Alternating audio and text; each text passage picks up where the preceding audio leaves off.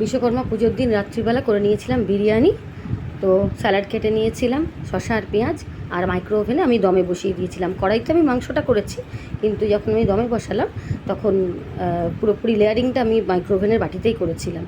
তো দুজনের মতন বিরিয়ানি করা হয়েছিল, তো 3 জনের মতন পরিমাণ হয়েছিল। ভেবেছিলাম 2 জনের হবে, কিন্তু বাড়িতে করা তো তার জন্য একটু পরিমাণটা কিন্তু বেশ ভালোই হয়।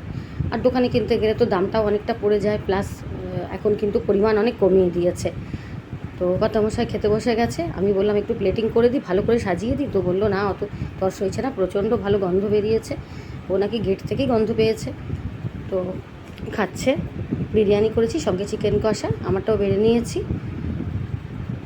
বিরিয়ানিতে আমি আলু দিয়েছি, 2 পিস করে চিকেন দিয়েছি, আর ডিম দিয়েছি একটা করে। তো এই হলো আজকের ভিডিও। তোমরা কে কী খেয়েছো বিশ্বকর্মা পুজোর দিন রাত্রিরে, বা কোথায় কোথায় ঠাকুর দেখেছো আমাকে জানিও। টাটা।